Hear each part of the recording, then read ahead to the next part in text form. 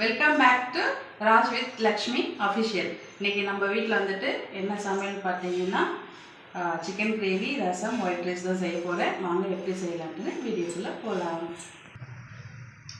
நம்ம சிக்கன் கிரேவிக்கு வந்துட்டு எண்ணெய் ஊற்றிட்டோம். கடுகு கொஞ்சம் போட்டுக்கலாம்.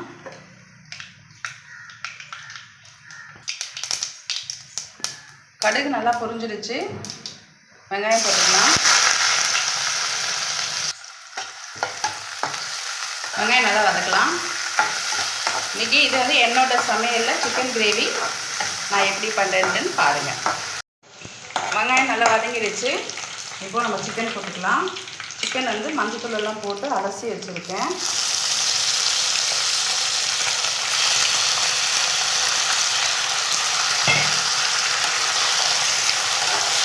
எண்ணெயிலே கொஞ்சம் லைட்டாக பரட்டிக்கலாம். நல்லா வதக்கியாச்சு கொஞ்சம். இப்போ நம்ம இஞ்சி பூண்டு போட்டுக்கலாம். இஞ்சி பூண்டு ஒரு ஸ்பூன் அளவுக்கு.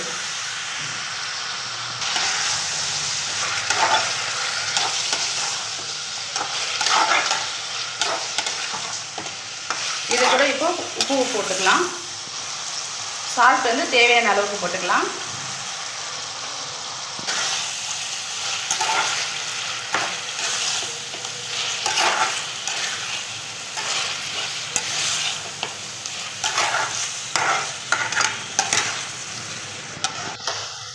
இஞ்சி பூண்டு இப்போ நல்லா நம்ம வதக்கிட்டோம். தக்காளி போட்டுக்கலாம். தக்காளி ஒரு 2 தக்காளி எடுத்துக்கிறேன். சாதம் இப்போ வடிக்கணும். சிக்கன் கிரேவிக்கு ரெடி ஆகிட்டு இருக்கு. தக்காளி மட்டும் 2 தக்காளின்னு சொன்னேன். வெங்காயம் எவ்வளோ போடணும்னு சொல்லுங்க. வெங்காயம் மீடியம் சைஸில் எடுத்துக்கலாம்.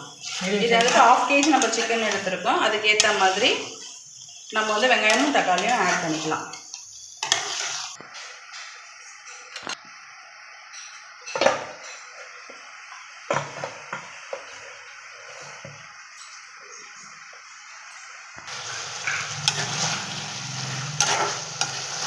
இப்போ மசாலா வந்துட்டு ஆட் பண்ணிக்கலாம். ஏன்னா எண்ணெயிலே வந்துட்டு இன்னும் நல்லா வதங்கணும்.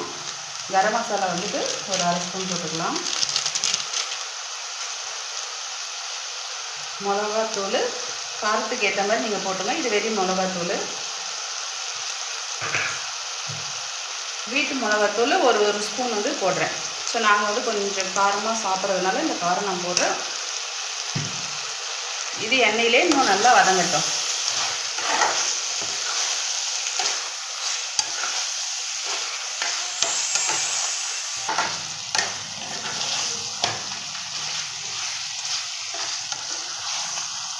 இங்கே பாருங்கள் கலர் எப்படி இருக்குது பாருங்கள்.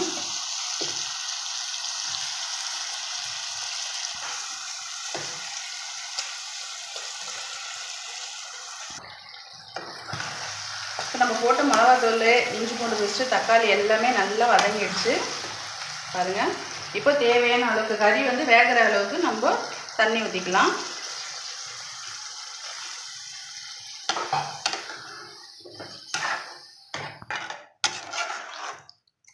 இப்போ நம்ம மூடி போட்டு வச்சிடலாம். கறி நல்லா வேகட்டும். எலுமிச்சை சைஸ் அளவுக்கு வந்துட்டு புளியை வந்து நல்லா கரைச்சி வச்சுருக்கேன். இதுக்குள்ள ஒரு 2 தக்காளி வந்துட்டு போட்டு கையில் நல்லா பிழிச்சிக்கலாம்.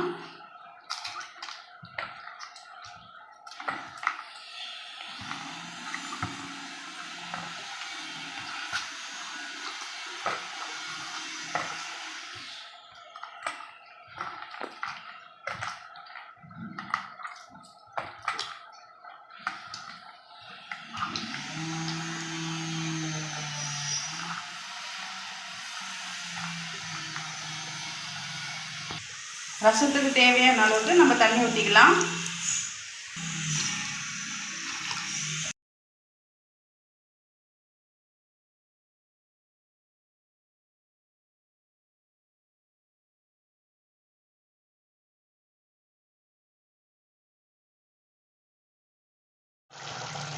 இப்போ பாருங்கள் எந்த அளவுக்கு எப்படி இருக்குது பாருங்கள். இன்னும் நல்லா உங்களுக்கு இந்த அளவு ஸ்டேஜ்லேயே போதுன்னா நீங்கள் இறக்கிடலாம். நான் ரசம் வைக்கிறதுனால கொஞ்சம் கிரேவியாக வைக்கிறேன். இன்னும் கொஞ்சம் லைட்டாக சுண்டட்டும். இப்போது சிக்கன் கிரேவி ரெடி ஆகிடுச்சு. கருவேப்பிலை மேலே வந்து லைட்டாக போட்டு தூவிட்டு மிக்ஸ் பண்ணிக்கலாம். ஃபைனலாக வந்துட்டு கருவேப்பிலை போடும்போது டேஸ்ட் வந்து நல்லாயிருக்கும். ட்ரை பண்ணி பாருங்கள்.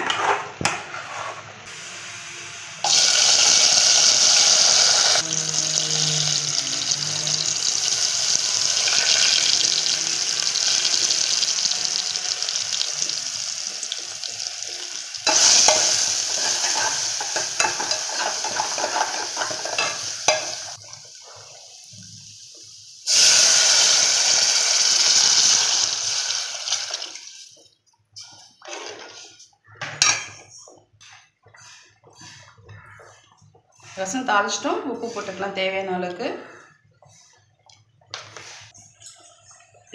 இந்த பக்கம் முட்டை வந்துட்டு பாயில் ஆகிட்டுருக்கு. ரசத்துக்கு கருவேப்பிலை போட்டுடலாம்.